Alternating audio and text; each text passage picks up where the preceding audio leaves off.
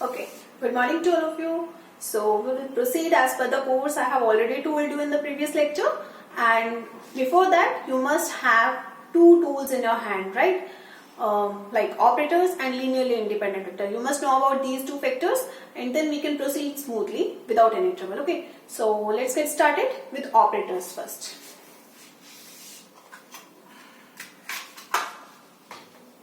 Okay, so I will not tell you the theory about operators in detail. I'll just tell you what is an operator, and then we'll show you an example using an operator, that how can you use it. Okay, because ultimately what we need is how can we apply operators, or how can we apply in exam our questions. Okay, so let's get started.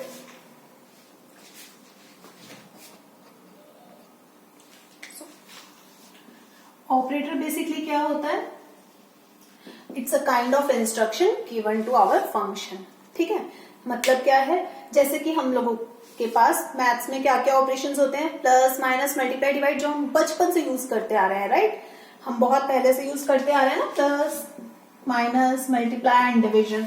Maths में भी यही operators होते हैं हम लोगों के पास।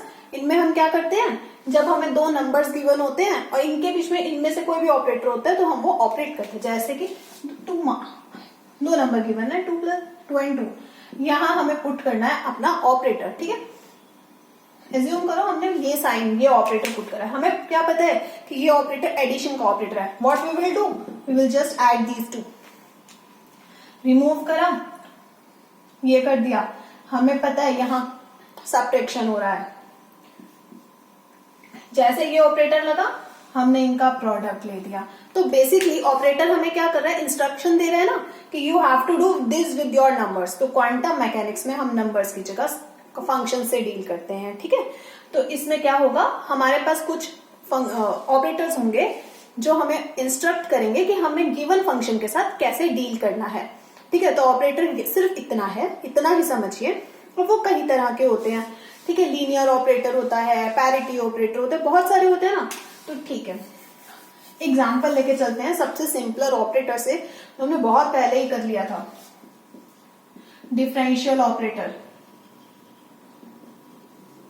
ठीक है, जस्ट एज्यूम डिफरेंशियल ऑपरेटर से एग्जाम्पल लेके चल रहे हैं, dx से डिनोट हो रहा है। इसका मतलब क्या है, you have to differentiate your function with respect to x। अब लेके चलिए, अगर आपके पास एग्जाम्पल के लिए कोई फंक्शन है e⁻ax और आपको कहा जा रहा है कि इस पे डिफरेंशियल ऑपरेटर लगाइए, इसका क्या मतलब है, you have to differentiate it. कर दीजिए, कौन सी बड़ी प्रॉब्लम है, हमने डिफरेंशिएट कर दिया and we got it as answer. तो हमने क्या किया, जो भी हमें इंस्ट्रक्शन मिली ना, ऑपरेटर ने कहा you have to differentiate it and we differentiated it.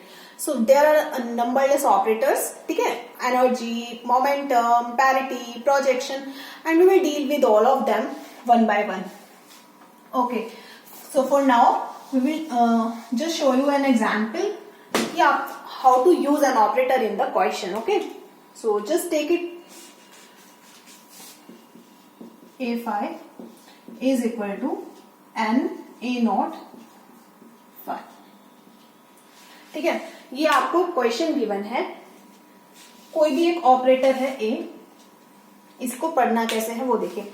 We are given an operator a, अगर वो किसी भी phi n फंक्शन पे लगेगा, if this operator acts on this function phi n, then it will give us n a0 as eigenvalue and this function.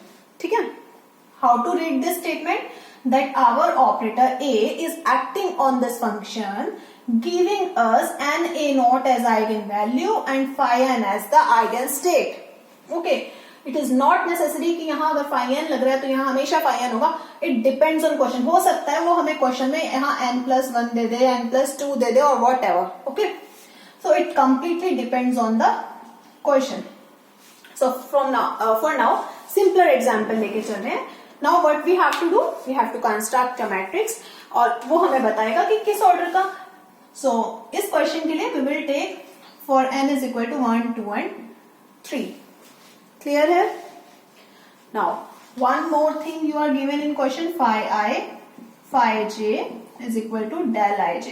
What does it mean? It means if I is equal to, if whenever you are given this statement ना, इसका मतलब होगा it always mean if I is equal to J then there scalar product will be equal to 1. If I is not equal to J then their scalar product is equal to 0. This function is known as Kronecker delta function. Detail में अभी इसके नहीं जाएंगे. तो now see इन तरह के questions को हम लोगों को सॉल्व कैसे करना चाहिए. ठीक है,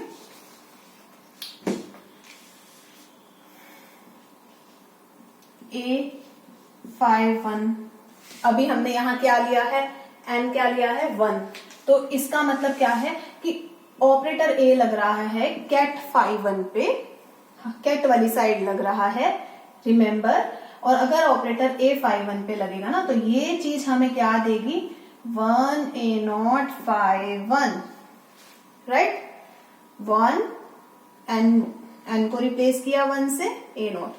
अगर A कैप 52 है तो यहाँ n क्या है 2 है, right. So when operator A is acting on phi2 it will give us 2A0 phi2.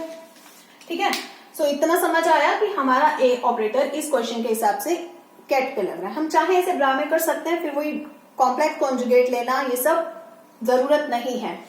ध्यान से देखिए ऑपरेटर A जो है वो कैट पे लग रहा है और कैट पे लग के क्या रिजल्ट दे रहा है, ये समझाने के लिए था. अब आते हैं क्वेश्चन सॉल्व कैसे करना चाहिए.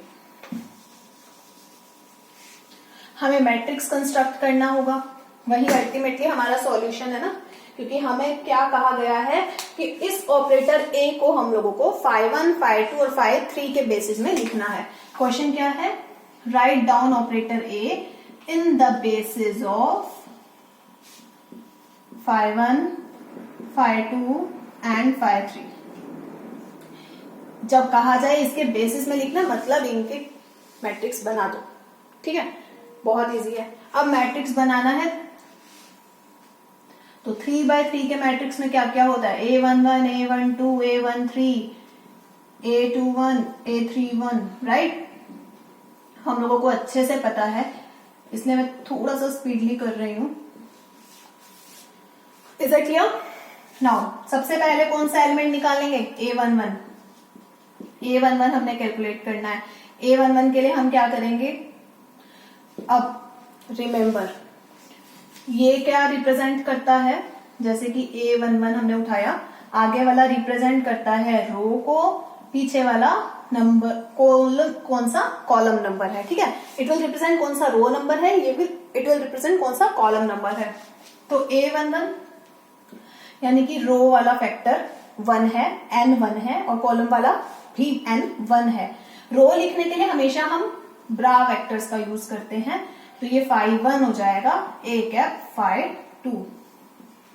ठीक है, याद रखना है रोज को ब्रा वेक्टर से रिप्रेजेंट करते हैं और कॉलम को कैट वेक्टर से. तो क्योंकि हमें पहले रो वेक्टर लिखना होता है तो हमने उसको phi1 ब्रा वाला लिखा, फिर A कैप हमारा ऑपरेटर सैंडविच किया, और किसका कॉलम क्या है, ये है. तो जब भी आपको कोई भी ऑपरेटर लिखना है किसी और बेसिस में तो किस तरह लिखा जाता है वो देख लीजिए आप. phi1 A cap phi2, A cap phi2, A cap लग रहा है phi2 पे, सॉरी phi1 पे, क्योंकि A1 दोनों 1 1 है ना, कॉलम भी 1 है, रो भी 1 है, राइट.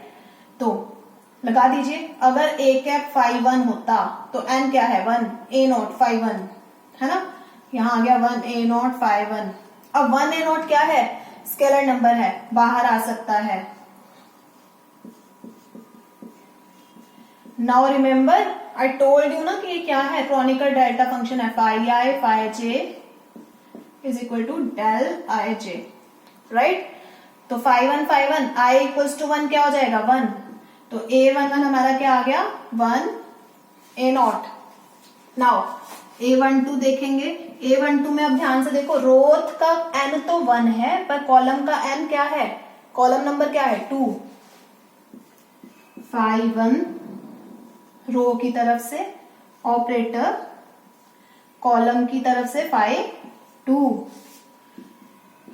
अब A कैप लग रहा है phi2 पे, यानी n 2 पे A cap phi2 will be equal to n क्या हो जाएगा 2, क्योंकि यहाँ n 2 है, a नॉट phi 2, है ना।